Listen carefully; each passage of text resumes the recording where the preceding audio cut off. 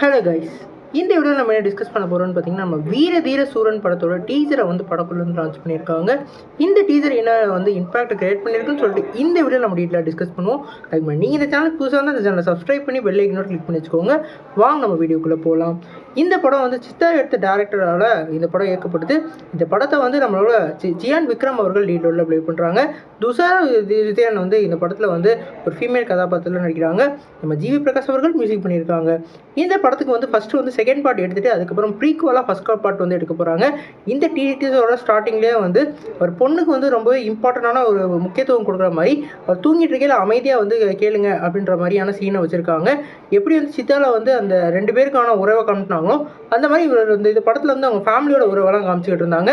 திடீர்னு அப்படியே ஒரு பூஸ்ட் பம்ப்ஸாக அப்படியே வந்து எல்லாரையும் சுற்றி தள்ளுற மாதிரியும் பாம்பெலாம் வெடிக்கிற மாதிரியும் அப்படியே ஆக்ஷன் சீக்வன்ஸ்லாம் காமிச்சாங்க.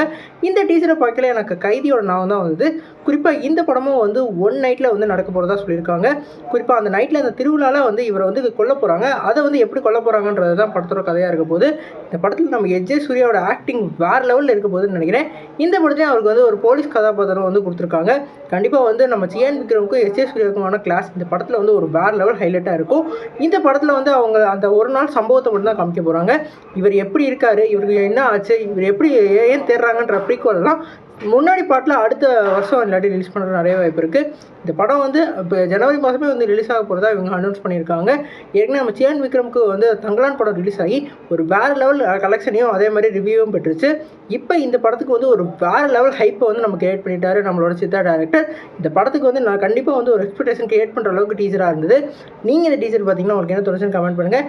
இந்த வீடியோ உங்கள் சாட்டிஸ்ஃபேக்ஷன் லைக் பண்ணுங்கள். இந்த சேனல் புதுசாக தான் சப்ஸ்கிரைப் பண்ணுங்கள். நன்றி.